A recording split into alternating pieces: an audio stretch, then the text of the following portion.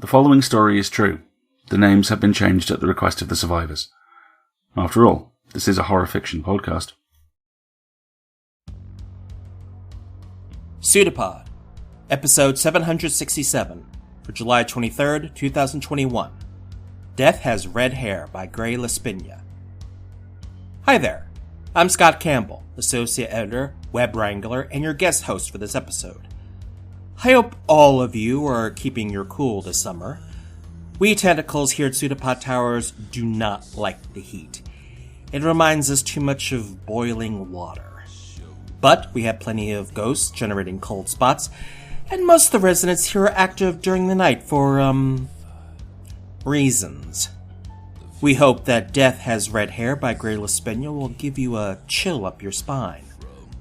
Gray Laspina is one of the few women to write regularly for the leading fantasy horror pulps, and was a contributor to the very first issue of the first American pulp magazine devoted exclusively to tales of horror and the fantastic. Born in Wakefield, Massachusetts, the daughter of a Methodist minister, she was a precocious child, publishing her own small press newspaper at the age of 10, with pages of poems and local gossip. As a teenager, she won a literary contest and had a story published in Connecticut Magazine. Laspina gave up writing to attend to her marriage and the raising of a daughter, but in her early 30s, she was drawn back into it. In the 1920s and 30s, Laspina worked as a journalist, and she was said to have been the first female newspaper photographer. Following the death of her husband, Laspina married again to a deposed Italian baron. Her first supernatural story, The Wolf on the Steps, was sold to Thrill Book in 1919. She won second place in Photoplay's magazine 1921 short story contest, gaining her a $2,500 prize. Her first and only hardcover book, the novel Invaders in the Dark, was published by Arkham House in 1960. This story was originally published in Weird Tales in September of 1942. This story is surprising in being an early entry that is unabashedly feminist, with multiple shades of street harassment on display. Your narrator is Dennis Robinson. He is a podcaster living in the not-so-haunted small town of Gettysburg, Pennsylvania. Consultant by day, podcaster by night, Dennis is the co-creator and host of Botched, a D&D podcast. Essentially an improv comedy show draped in the loose skin of Dungeons & Dragons. Dennis also is a comic book creator. His first comic book, Lycan, Solomon's Odyssey, begins its Kickstarter in September of this year.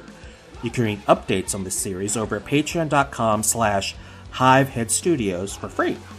If that's not enough, Dennis will be starting a new Twitch stream where he'll be reading bedtime stories such as Greek myths, H.P. Lovecraft, and Grimm's fairy tales to help you sleep at night. You can check him out at twitch.tv/World's Most Okayest DM. Now, come to the fire, but not too close, as we have a story for you, and we promise you, it's true.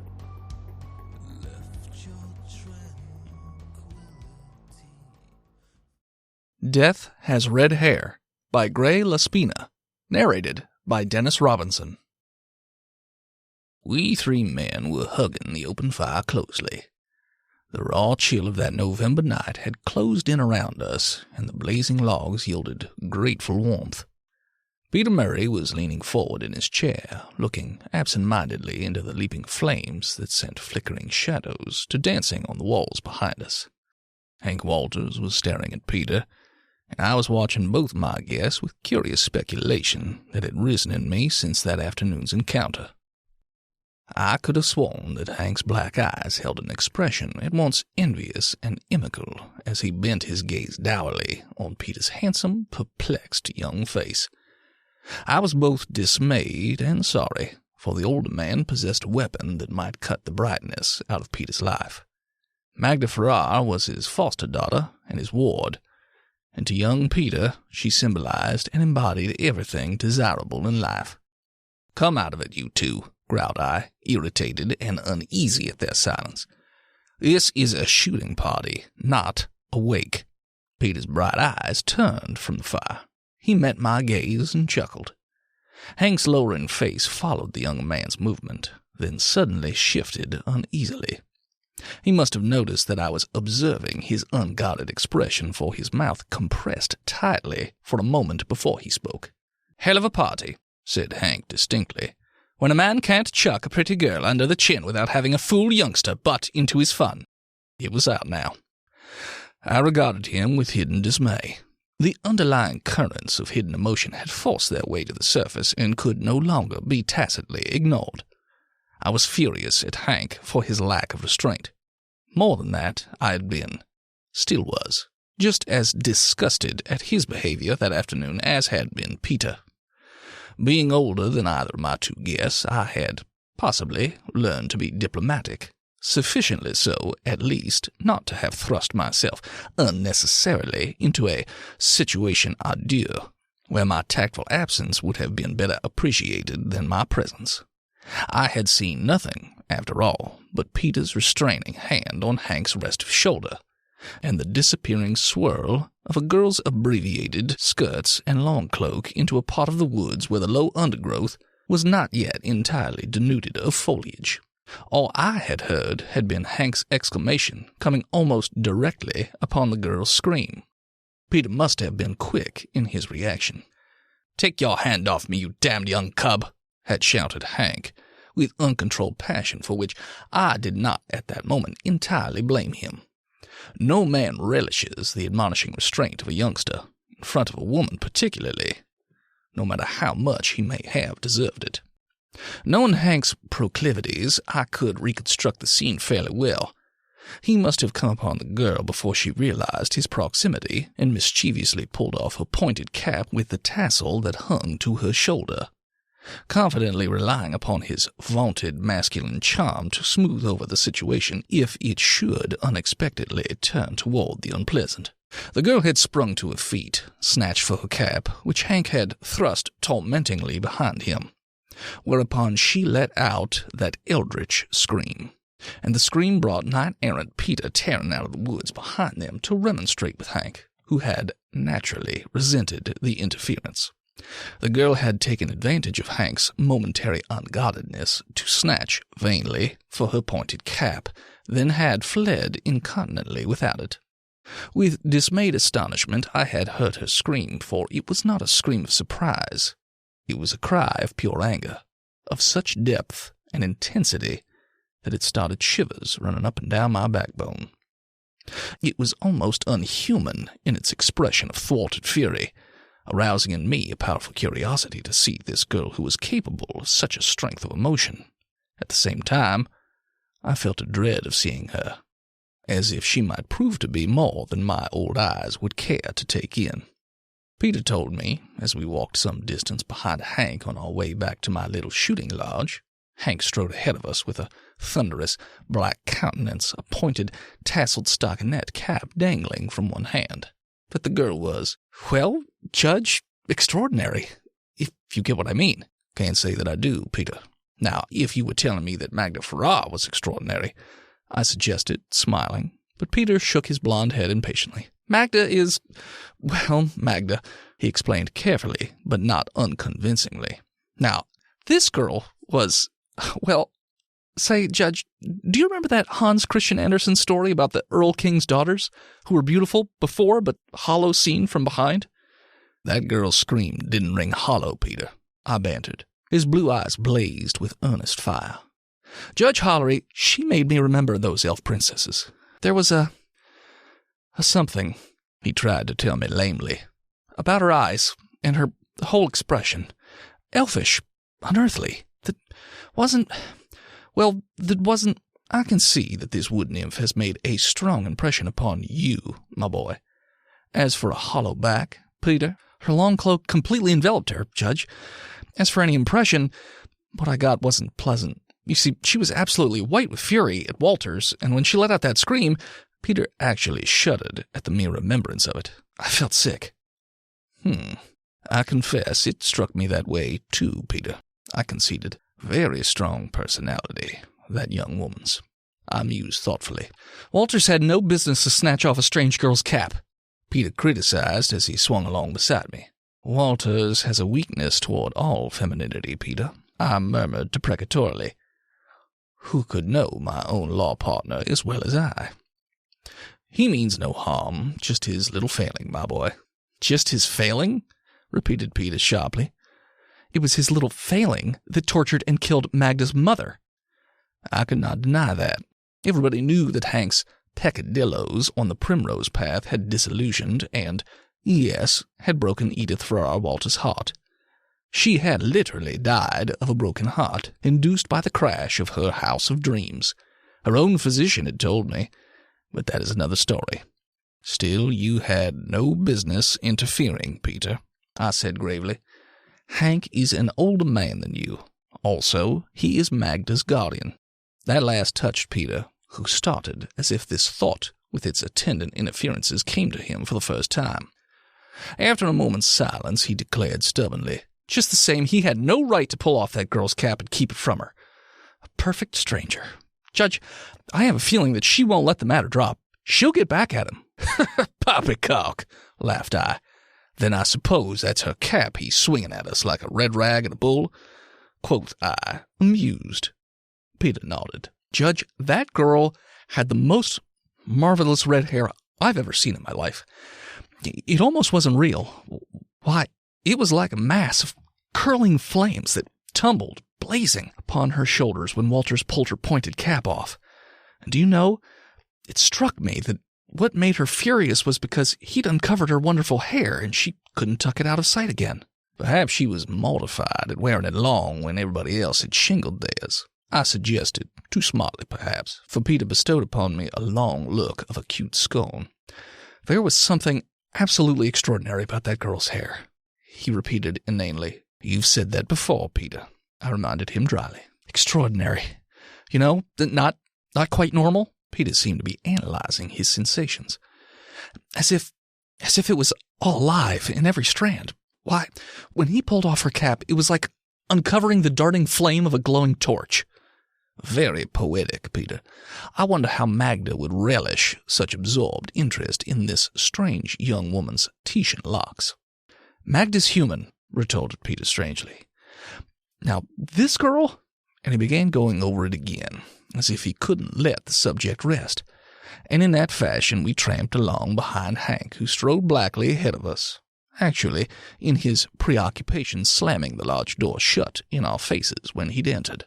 And now, after a couple hours stewing and simmering of their emotions, Hank, the older man, who should have been the one to control himself, burst out incontinently. Hell of a fine party, said he again, and shot at Peter such a look. That look made me feel a bit sickish with apprehension, for I knew Hank capable of meanness when he'd lost control of himself. It was only his unusual intuitions along legal lines that had constrained me to continue in partnership with him after Edith's sad death. Edith, whom Peter and I both loved. Sorry, Walters, Peter began to apologize manfully. But the girl— To hell with the girl, snarled Hank, tensing his crouched figure with the suggestiveness of a huge wild beast about to make its spring. That Peter saw this movement and interpreted clearly, I realized, when the boy got to his feet with a lithe, guarded movement, and stood in a position of vantage, looking down upon us both, as we sat before the smoldering logs on the nude stone hearth. I said I was sorry, repeated the boy with gravity. I was taken off my guard by the girl's scream. I rather thought You'd no business thinking anything about her, growled Hank, and his nostrils dilated, then pinched whitely. I know the signs. I'd seen him once, when in a cold fury of anger against an unfortunate stenographer at whom he had not dared bluster in my presence, he thrust his black countenance down into hers until she had shrunk back speechless. Every drop of blood fled from her pallid and terrified face. There had been something infinitely worse about that silent thrust of his thunderous gaze into her innate nearness than a dozen bellowed curses. So now he looked up at Peter, and I knew that back of that concentrated fury Hank's mind was working with the alert subtlety of a writhing cobra insinuating itself into the right position to strike. I began to tell myself that it was better to lose money than continue our law partnership much longer. Hank's faults had increased enormously since Edith's death. Peter disregarded the signs, not knowing Hank as I did. He knew, of course, that Hank was boiling over with repressed emotion, with hate and fury, but Peter could not believe even what he knew, for to his ingenious nature there had been no sound reason for such an ebullition of uncontrolled frenzy. "She didn't like it when you uncovered her hair," Peter explained with that straightforward simplicity that sometimes makes me despair, while simultaneously admiring him. "Who says she didn't like it? You damned young meddling cub, what do you know about women?" It was a shout by this time, and Hank now stood beside his chair. "You don't know anything about women," he bellowed, thrusting that face dark with fury at Peter, who involuntarily took a step backward, astonished. It was, obviously, Peter's first experience with Hank in a full-grown rage. "To prove what I say, I warn you now that when we get back to town, Magda, who you think is in love with your yellow hair and blue eyes, will drop you like hotcakes, you young fool." Peter's face wore that hurt look of a dumb animal which suffers your blows but refrains from striking back in its own way, because it is, after all, constituted along some lines of finer stuff than vengeful human nature can always boast. I saw that he blinked hard once or twice. When he spoke, it was in such a gentle voice that I, in turn, blinked rapidly, for it did not sound like the healthily self-confident voice of youth.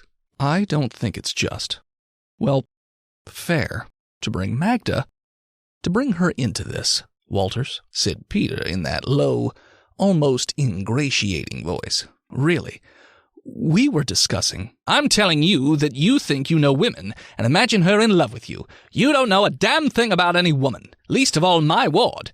I can twist her around my finger, I tell you, and when we get back to the city, I'll see to it that you get your congé so swiftly—" Walters left off, chuckling saturnally to himself, but his loose lips curled with cruelty, and his narrowed black eyes never left off that fixed stare at Peter's young blond manliness.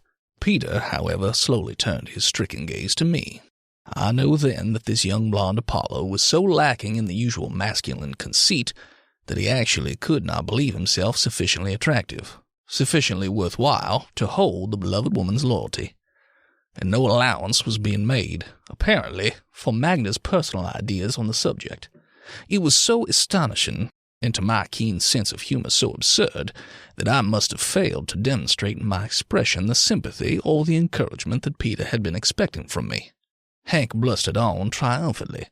"That girl, you young fool, would have been in my arms in another minute if you hadn't come butting into what was none of your business. I know how to handle women, I tell you. They like to be treated rough," shouted he, and burst into a guffaw that had a content of insult for Peter. I saw that the boy colored.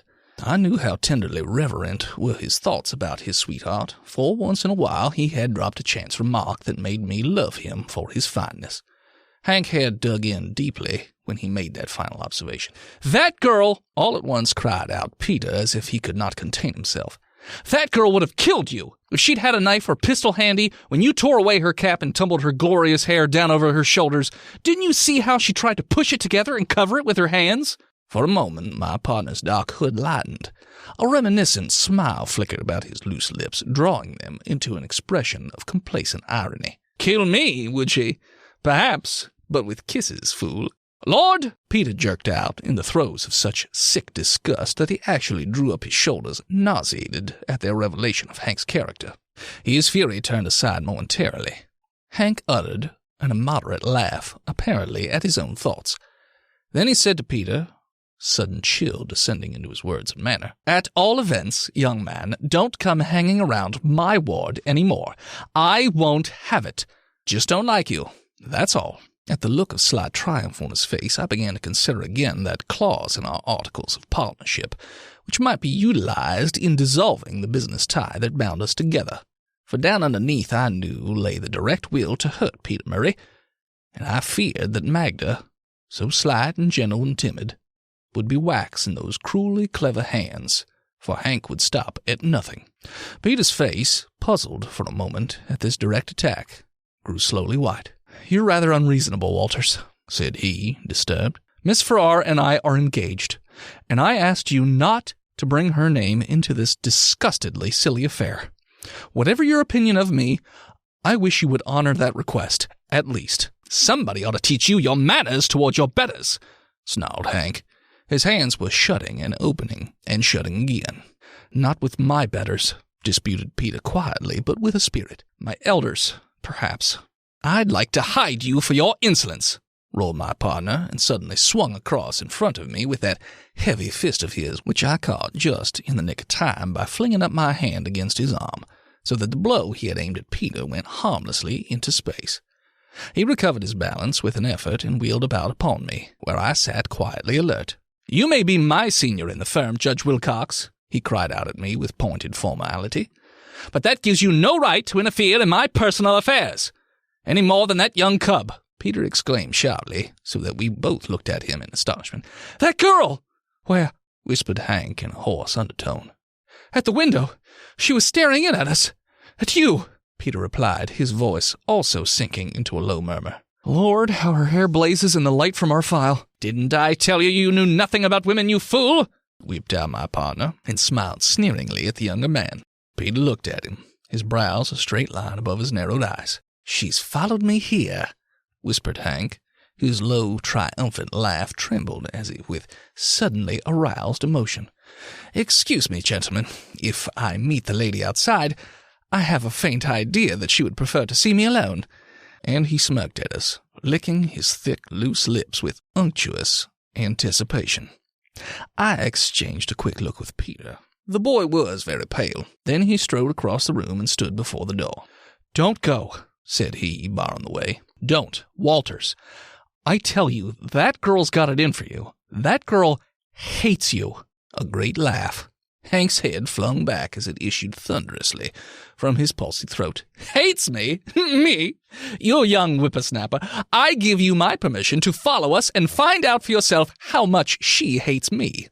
With that, he plunged at a heavy sweater on a peg by the door, pushed Peter out of his way, and flung out into the chill November night, leaving us silent, staring half-sick behind him. "Shut that door, my boy. The night air is penetrating." Peter obeyed, slowly. Then he came to the fireplace and stood looking down at me, his blue eyes veiled with some secret, disturbing thought. "What's up, boy?" "Judge, I'm afraid." Husky, fearless Peter is to use such a word. "Of what, lad?" "That strange girl," whispered Peter, and over the pallor of his perplexed young face a grayness stole. "I tell you, her hair." "Oh, it is the girl who troubles you. Nothing strange in that," I laughed. "And as for her hair, Peter?" "I tell you, she isn't one of us," said Peter with that distaste for the unusual that most normal men display. "She isn't, well, right. The Earl King's daughters," he muttered irrelevantly. "Why should that disturb you, my boy?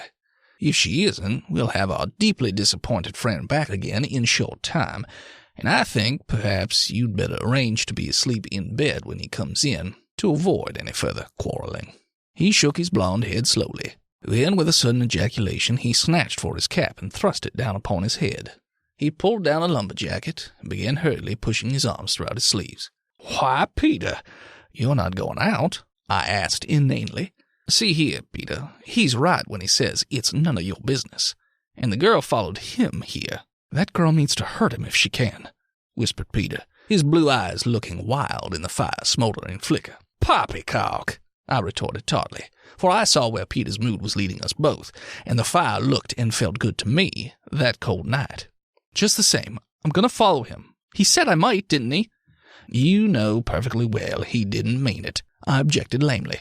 "Are you coming or not?" demanded Peter. "I'd like to have you along, Judge." And in his anxiety he began helping me into my sheepskin coat with unnecessary enthusiasm. It certainly looked as if I were in for it, so I shrugged my shoulders, knocked out my pipe, and tucked it into my pocket, got my cap from a peg, and followed that frantic boy. He led me a chase for a few minutes, for, of course, there was no way to locate Hank or the girl as long as they kept quiet. They might have been lurking about the cabin. If they had gone, in which direction had they disappeared? There was no sound of voices to guide me, but all at once Peter uttered a smothered cry, and his hand closed about my arm like an iron band. He jerked me right about face, and then I saw what he'd seen, a kind of flickering, glowing light, off in the woods ahead of us.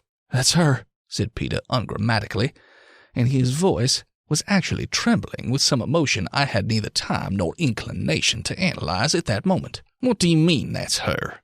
I echoed. "Judge, don't you understand? I mean, it's her hair."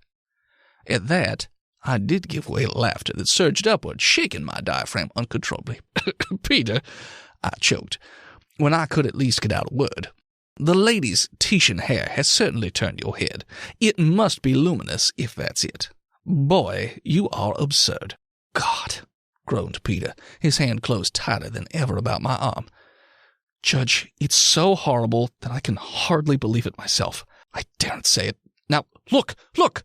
That reddish luminosity was bobbing unevenly up and down as if it came from a lamp borne from the head of a person walking rapidly, swimmingly, across uneven ground. It was apparent to me that the girl carried a lantern only half opened.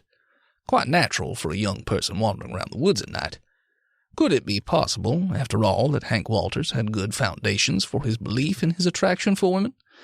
It looked that way, for this strange woman had evidently forgotten her momentary anger at his rudeness of the afternoon, and actually come, like Diogenes, hunting for him with her lantern. It was ridiculous, and I really didn't like to believe that a girl could fall so easily for a man like Hank. Surely she wouldn't have gone to such lengths merely to retrieve her cap. "God!" ejaculated Peter Murray again, and then, "Listen," he warned me. I stood motionless, hardly breathing, and then I heard Hank's voice, and the crashing of his heavy body pushing its way through tangled undergrowth, and over dry, crackling, fallen limbs and Sarah autumn leaves. "Yes, that's Hank," I whispered. "I know. Listen." Like the modulated voice that speaks behind the wings at the theater, purporting to be momentarily speeding away, came these broken, breathless outbursts of speech. "Wait, you little devil!" A crash into the undergrowth. "I'm coming right along, you red-headed beauty. Want your cap, don't you? Well, I'll give it to you, maybe, for a kiss." Another crash. "Where's that lantern of yours, girl? Hold it this way, I can't see a thing." Much tumbling and noise. Puffing, blowing. "Struck a tree that time." "Ah!" A mighty impact it must have been to have jerked that grunt out of Hank's heavy body. "I'll catch up with you yet. Where's that light? Turn it this way, you she-devil." There was a moment's silence, broken only by the dreary, ominous whistle of a wind that came leaping down from the northwest, bearing on its sweeping pinions a biting foretaste of winter, and then such a scream as I hope never again to hear in all my life. So freighted was it with horror and something more. Followed, while I was still numbed, a laugh as sharply tinkling as silver bells shaken together in a crystal globe. "She's done it! I knew she would!" cried out Peter frantically, and that gripping hand of his began to draw me forward through the woods recklessly. I was colliding as I went with trees and bushes that seemed to spring out of the ground to form obstacles to our mad onrush. Once I fell over a huge rock that almost appeared to have reared itself against us directly out of the bottom of Mother Earth. "Are you mad?" I gasped, trying in vain to pull my arm from Peter's frenzied grip. "We'll both be killed, running like this in the dark amongst these trees and rocks." "Idiot that I am!" shouted Peter in reply. "I forgot the flashlight. It's right here in my pocket." He pulled it out, let go of my arm, and then turned it on. Blessed light! It was time we had it. I knew my face was bleeding where a dry branch had neatly skinned one cheek as we flashed past it, and I'd barked both shins. I rather imagine they were bleeding too. Peter ran ahead after that, throwing the light of the torch here and there. We had been going uphill gradually, and it dawned upon me all at once what had happened, for a ghastly kind of silence reigned, broken only by the wind's sullen whine and our own trampling feet among dried leaves and broken twigs. Hank had been following the girl blindly, and her lantern had not been powerful enough to discover to them their peril. They had gone running directly to the verge of the old quarry. "Here! Here!" shouted Peter. The light from his torch shot across a wide space, all black below with brilliant beam. It was a warning I received none too soon to save me from the fate that had befallen the two who had been running ahead of us. I caught desperately with one arm at a tree trunk and swung about it, just barely checking my momentum. As I swung, my eyes followed the beam of Peter's light, down, down, piercing the darkness below. There was a huddled, motionless heap at the bottom of the quarry. I knew that would be Hank, or what was left of Hank. I knew, too, that Hank would never bellow curses again. How? I knew. Above him bent another figure that pulled at him now, turning him this way and that. Glowing, shining, dulling the very light of the electric torch that was bent in a brilliant stream of radiance upon it, was another light that seemed a very flame, leaping with such fervency of life that it hurt the eyes to see. Believe me or not, I know what I saw, and it was the pulsing, living flame of the red hair piling about the head of that strange girl that put the electric light to shame. I cried out in amazement, and, I confess, with a sudden access of shuddering dislike and fear, "What hair?" "I told you!" cried out Peter beside me, and where we had been fearful before, he became reckless now. He pushed the torch into my free hand, for I was still clinging to the tree that had served to break my dashing momentum. Play it on him, he directed. "She won't like that. I'll manage to climb down, somehow." I could hear the scraping of his feet and the crumbling fall of pebbles as he climbed down into the quarry toward that gruesome two. Once I heard his exclamation as he slipped.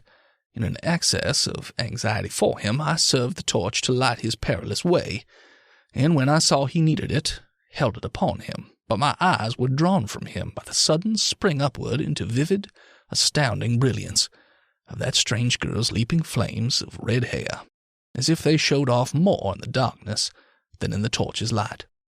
It took me a moment to realize what that meant, and the torch trembled so in my hand that I almost let it slip into the quarry. Who was this creature whose flaming locks carried the leaping light of living fire? I found myself shuddering, and then Peter shouted from below, and I turned the light in the direction of his voice. He was leaning over Hank's body. Then he straightened up. The girl had moved away and stood a little distance, silent. She, it would appear, had not been injured, and I stupidly wondered why not, and how she had managed to escape Hank's untimely fate. A moment later, I was to know. "He's dead," I heard Peter declare.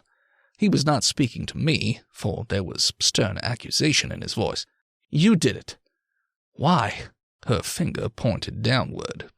I played the torchlight where she was pointing, and saw Peter stoop. He drew a long, sinuous thing from Hank's dead fingers, and not easily at that. The girl swooped upon him, snatched at it, and then all at once the quarry went black, except for the light of the torch, centered there on Peter standing by the dead man. It was as if somebody had put an extinguisher over a torch. I heard a tinkling, penetrating ripple of cool, hard laughter. Where the girl had been standing, I discerned a faint glow, as of a shaded lantern. This light suddenly rose upward like thistledown on the wind, but in a swift, straight movement. It was as if that shaded lantern had been fastened at the end of a rope and had been drawn steadily upward. It paused in mid-air, hanging motionless over the middle of the quarry. I felt a most uncomfortable qualm at that sight, and mentally refused to give entrance to the surmises that crowded upon my troubled mind. Peter was shouting at me from below, a quaver in his voice that he managed to restrain just above the point where it might have sounded craven. My sympathy was with him, for I felt the way his voice sounded. "For God's sake, Judge, don't drop that torch!" He was crying at me. "I'm coming up. We couldn't get him out of here in the dark." The torch shook in my trembling hand. It could not have been of much assistance to Peter in his climb up the side of the quarry. The girl had no lantern. She had come floating up out of that quarry as if she were lighter than thistledown on the night wind, and through the long pointed cap that enveloped her hair glowed the light from those uncanny locks of flaming red. I mean that. The light came from her hair. It burned and glowed from under the edges of her loose tasseled cap, and blazed where it had escaped in occasional locks as if it were living flame. It was unearthly.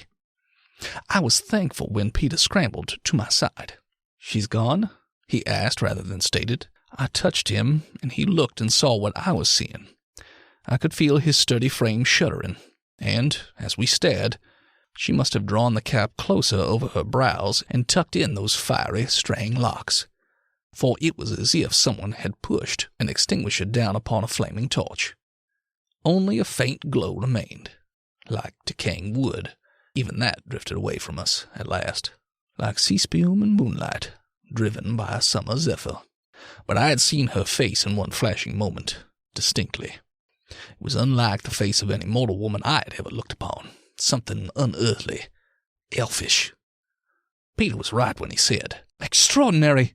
I don't believe she means us any harm," he whispered as if he feared to be overheard. "I gave her back her cap, didn't I?" he murmured uncertainly. "But I say, Judge, let's light out of here." It may have seemed cowardly to go away, leaving the body of my dead partner at the bottom of the black quarry, but perhaps if you had seen what Peter and I saw, you would have run for comparative shelter just as fast as we ran through the wood to my cabin. The November wind howled and tore at us as we fled, the electric torch lighting our way precariously. Yet we were glad enough that no other light showed itself in our path. All that was ever said between us about that girl, Peter said when we had reached our goal. "Will-o'-the-wisp," he muttered thickly, breathing hard as he slammed the bolts of the cabin door firmly into place. And then he went to work nailing blankets over both the windows. Nor did I question his action. Of course, we couldn't tell all our story to the coroner next day. We said that Hank Walters had followed a girl that night and had inadvertently fallen into the quarry in the dark, and that we could not locate the girl. The coroner said it was clear enough. He even suggested that the girl might have pushed Hank. Peter and I, we knew there was no need to push Hank when he was following the ignis fatuus.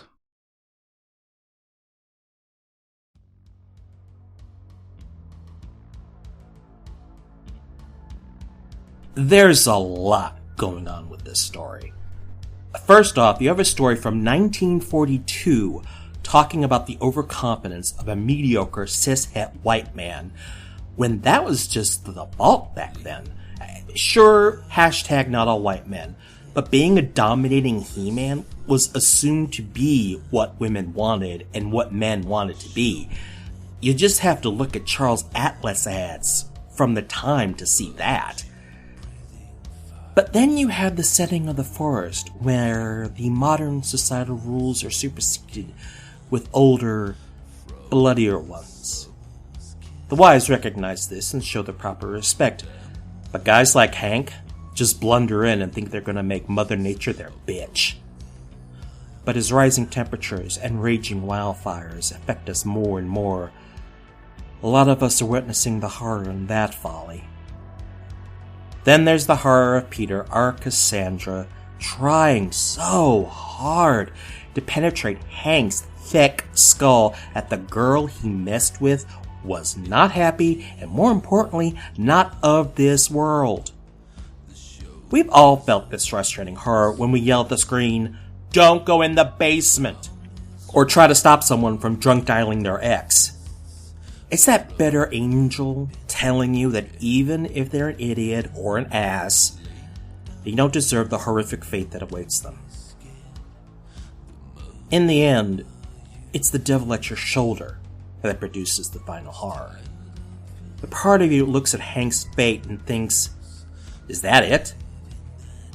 The part of you that sees the ones who get away with everything, who have everything handed to them, who have hurt you, and you want them to burn. Let them get COVID. Let them be torn apart by the mob. Let their blood run in the streets. It is justice. But it isn't. It's vengeance. It's destruction. It may make you feel better, but it doesn't make things better. It only makes you into just another monster. So maybe listen to the angel on your shoulder a bit more often. And that angel is going to tell you to donate to PseudoPod. It takes money to run PseudoPod Towers. Server costs, paying authors and narrators, paying our staff, especially our associate editors like me. Your money helps us get closer to paying them what they're really worth. Just look at Feed the Pod on our website for options how to donate. You can access a whole bunch of audio goodies as our thank you. You can also let people know how wonderful and frightening we are. Get on social media. Get on your blog. Get us on your podcast. Let the world know about the mighty tentacles that will encircle their ears and their soul. PseudoPod is part of Escape Artists Incorporated and is distributed under a Creative Commons Attribution Non-Commercial No Derivatives 4.0 International License. Theme music is by permission of Anger's Manga. Our closing quote is from Carrie. But hardly anyone ever finds out that their actions really actually hurt other people. People don't get better, they just get smarter. When you get smarter, you don't stop pulling the wings off flies. You just think of better reasons for doing it. Thanks for listening.